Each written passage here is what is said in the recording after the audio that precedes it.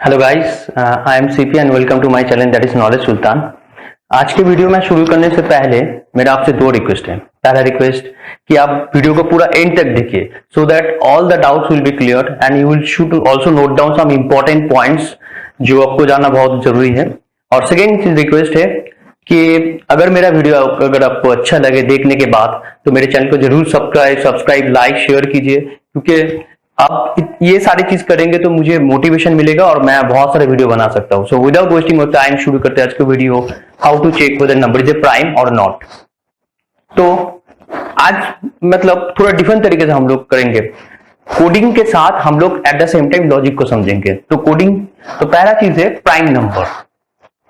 एक तो number, prime number check करने के लिए मुझे एक नंबर की जरूरत है। तो पहले जब आप कंपाइलर को रन करेंगे, एक ब्लैक स्क्रीन में मतलब वीडियो में एक मैसेज आएगा गिव ए नंबर। वो मैसेज दिखाने के लिए मुझे क्या चाहिए, ये प्रिंटफ फंक्शन चाहिए। और प्रिंटफ फंक्शन में जो डबल कोट्स में जो मैसेज लिखेंगे वो आपके ब्लैक स्क्रीन में दिखाई देगा। ठीक है, जैसे कि मैंने लिखा गिव ए नंबर, तो ब्लैक स्क्रीन में दिखाई देगा गिव ए नंबर।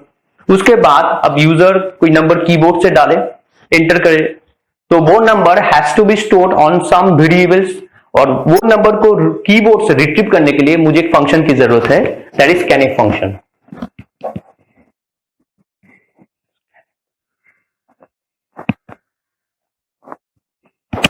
अब स्कैनफ फंक्शन लिखने से पहले मुझे दो चीज बहुत जानना बहुत इंपॉर्टेंट है कि स्कैनफ फंक्शन में कितने सारे आर्गुमेंट है। दो आर्गुमेंट है, एक और दो, कॉमा देने के बाद। पहला आर्गुमेंट है आप जो वैल्यू डाल रहे हैं वो कौन सा टाइप के वैल्यू है। ठीक है, क्या वो इंटीजर है, क्या वो कैरेक्टर है, क्या वो फ्लोट टाइप से, या लेकिन इस प्राइम मतलब प्राइम चेक करने के लिए मैं जनरली तौर पर इंटीजर वैल्यू डाल रहा हूं।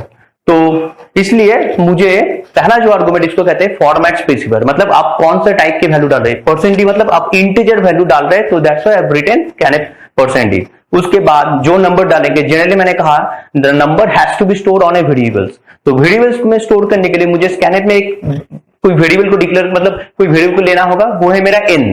और यहाँ पर एम्परसेंड क्यों डाला, मतलब वेरिएबल कहां पर स्टोर होता है, मेमोरी में स्टोर होता है, और मेमोरी के एड्रेस में। तो उस एड्रेस को स्पेसिफाई करने के लिए मैंने यहाँ पर एम्परसेंड n डाला। तो जैसे ही मैंने n डाला तो समय हमेशा याद रखिए कभी भी कोई वेरिएबल का जब यूज करेंगे तो पहले that variable has to be declared.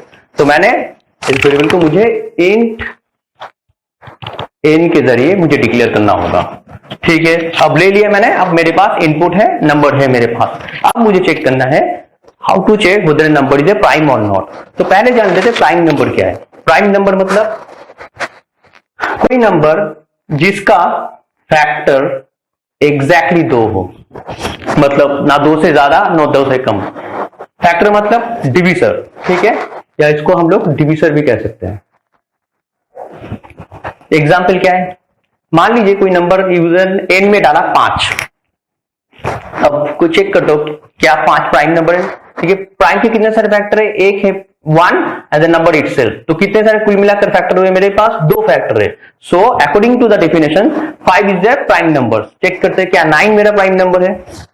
ठीक है, 9 के कितने सारे फैक्टर है, 1 है, 3 है, 9 है। तो कुल मिलाकर कितने सारे फैक्टर हुए मेरे 1 3 9, मतलब 3 फैक्टर। तो मैं लेकिन प्राइम नंबर का डेफिनेशन क्या है, आपके पास एग्जैक्टली 2 फैक्टर होना चाहिए, लेकिन यहां पर कितने सारे फैक्टर है, 3 फैक्टर है, मोर देन 2। सो ये मेरा प्राइम नंबर नहीं है। और एक एग्जांपल ले लेते 4।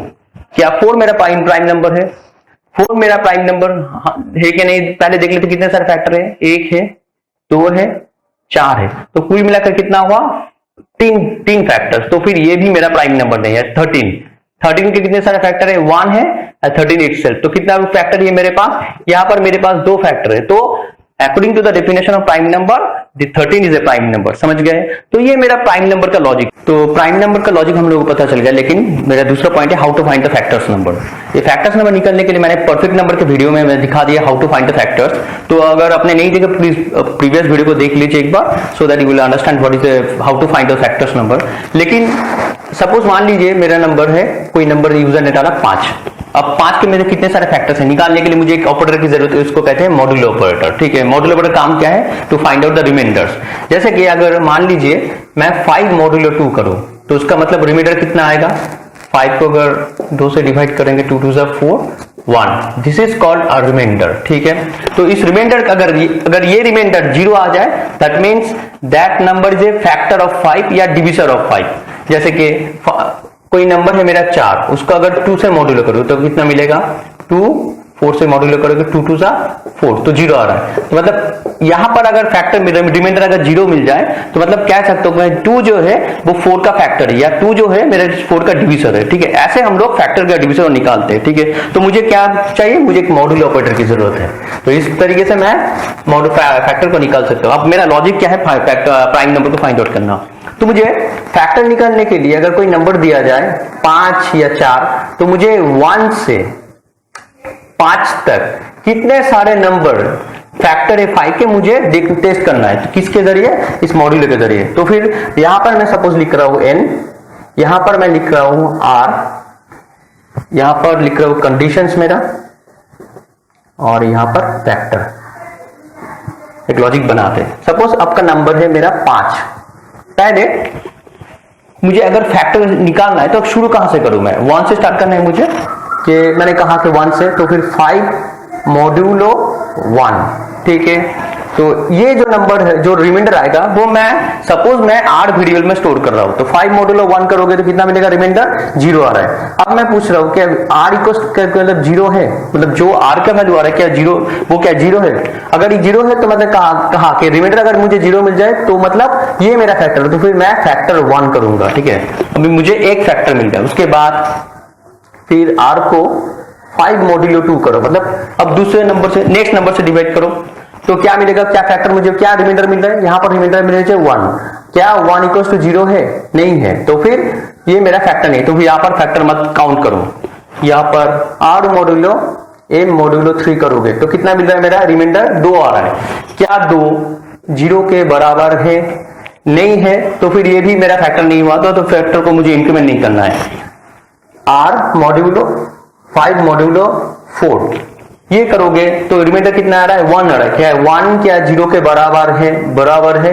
नहीं है, तो भी फिर भी मुझे फैक्टर को मतलब अभी बढ़ाना नहीं, एक ही है मेरा फैक्टर, मतलब अभी तक मुझे एक ही फैक्टर मेरा, ये वाला फैक्टर।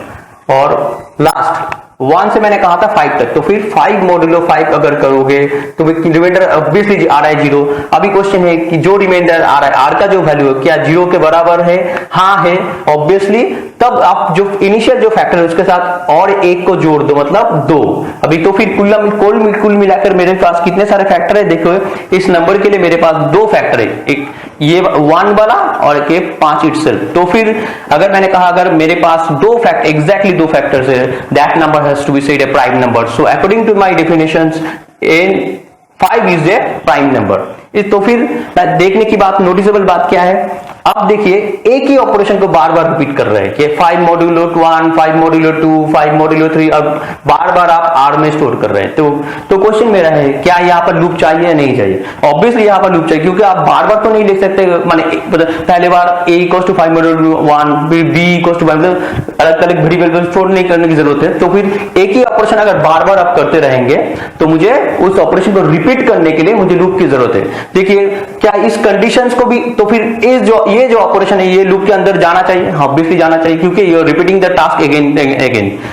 नेक्स्ट क्वेश्चन, क्या वो ये कंडीशन जो चेक कर रहे हो बार बार, जो रिजल्ट आ रहा है क्या वो 0 के बराबर है? तो ये बार बार आप चेक कर रहे हैं, तो फिर ये कंडीशन को क्या लूप के अंदर जाना चाहिए? ऑब्वियसली इस कंडीशन को भी लूप के अंदर जाना चाहिए, ठीक है।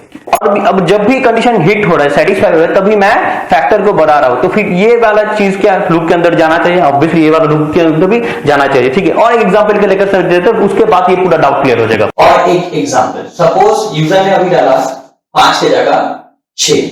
अब मुझे चेक करना होगा क्या 6 मेरा प्राइम है या नहीं। तो मैं मैंने लिखूंगा n, उसके बाद r, उसके बाद कंडीशंस, उसके बाद द फैक्टर्स। n में अभी कितना है? 6 है। तो पहले अब अगर 6 है मेरा n नंबर, तो मुझे 1 से 6 तक कितने सारे फैक्टर 6 में है मुझे चेक करना है। तो पहले मुझे 6 मॉड्यूलो r करना है, जो रिजल्ट है वो मुझे r में स्टोर करना है। तो फिर कितना हुआ? r में अभी कितना स्टोर है? 0। अब मैं चेक करूं जो r में रिजल्ट आया क्या वो 0 के बराबर है? अगर 0 के बराबर है that means that number is a factor of 6। तो फिर ये कंडीशन सेटिस्फाई हो रहा है, तो फिर मेरा एक फैक्टर मुझे मिल गया। अभी 6 मॉड्यूलो 2 कीजिए, एक के बाद मुझे 2 से डिवाइड करिए, अभी रिमाइंडर कितना आ रहा है, 0 आ रहा है। अब ये जो रिजल्ट आ रहा है, मतलब इस आर में जो ये रिजल्ट आ रहा है, क्या वो 0 के बराबर है? हाँ, ऑब्वियसली आंसर है यस। तो फिर प्रीवियस जो फैक्टर है उसके साथ एक को और जोड़ दीजिए, कितना मिला मुझे 2। अभी आर को 6 मॉड्यूलो 3 कीजिए, कितना आ रहा है? अभी रिमाइंडर फिर से जा रहा है 0।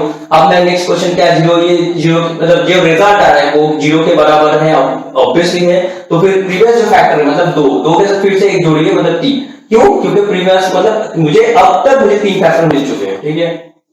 तो फिर अभी आर 6 मॉड्यूलो 4, यहां पर मेरा रिमाइंडर आ रहा है 2। अब क्वेश्चन है क्या 2 0 के बराबर है? 2 0 के बराबर नहीं है, तो फिर इसको फैक्टर को इंक्रीमेंट करने की जरूरत नहीं है। मतलब अभी नेक्स्ट वाला मतलब मुझे नेक्स्ट वाले नंबर को फाइंड आउट करना है, क्या वो फैक्टर है। 6 मॉड्यूलो 5 कीजिए, कितना आ रहा है? रिमाइंडर आ रहा है 1। क्या 1 0 के बराबर है?